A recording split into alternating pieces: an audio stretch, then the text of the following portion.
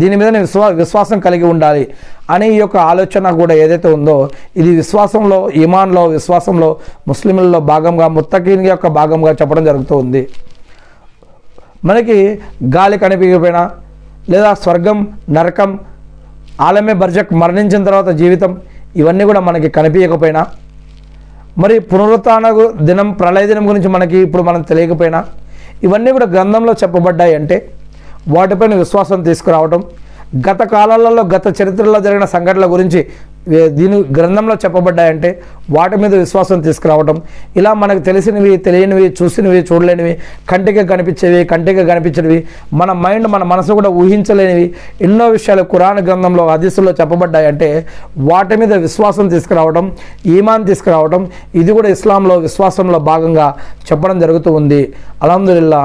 మరి వీరే నిజమైన విశ్వాసులుగా కూడా అనేక విషయాల్లో చెప్పడం జరుగుతూ ఉంది.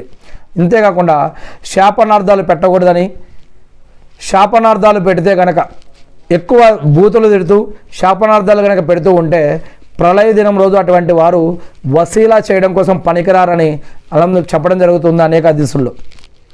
అందుకే శాపనార్థాలు పెట్టకుండా దూరంగా ఉండాలి. ఎత్తి పొడవటం, మాటలు ఎక్కువగా, ఇట్లాంటి మాటలు ఎక్కువగా, పనికిరాని మాటలు మాట్లాడితే నరకంలో వెళ్ళే అవకాశం ఉంటుందని గుర్తుపెట్టుకోవాలి. మరియు భర్తల పట్ల అవిధేయత చూపించవద్దు. వారు ఎంతో కష్టపడతారు.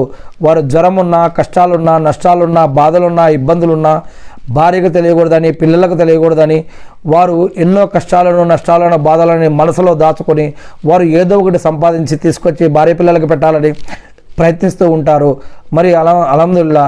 మరి దీనిని అర్థం చేసుకొని మరి అదేవిధంగా భర్తలు పట్ల అవిధేయత చూపవద్దు, వారిని కించపరచవద్దు, వారికి శాపనార్థాలు పెట్టవద్దు, వారితో ఇబ్బంది పెట్టవద్దు అని చెప్పడం జరుగుతూ ఉంది. అదేవిధంగా భర్తలకి కూడా భార్యలు ఇంట్లో మరి పిల్లలతోటి, మరి అత్తమామలతోటి, బంధుమిత్రులతోటి, నీ కుటుంబంతోటి వారు కూడా ఎంతో పని చేస్తూ, అల్హమ్దులిల్లా నీకు ప్రశాంతత కావాలంటే వారు ఎన్నో పనులు చేస్తూ, మరి కుటుంబ రక్షణ కలిగిస్తూ, ఇంట్లో ఉండే నమాజ్ చదువుతూ, ఖురాన్ చదువుతూ, పద్ధతులు ఉంటూ వారు కూడా ఎన్నో విషయాల నుంచి అల్హమ్దులిల్లా ఖురాన్ మరియు హదీసుల ఆధారంగా బ్రతకడం కోసం ప్రయత్నించే అనేక మంది అల్హమ్దులిల్లా విశ్వాసులు అయినటువంటి స్త్రీలు ఉన్నారు. అల్హమ్దులిల్లా ఇటువంటి వారికి ఈ యొక్క భర్తలు కూడా వారిని ఇబ్బంది పెట్టవద్దని కూడా చెప్పడం జరుగుతుంది.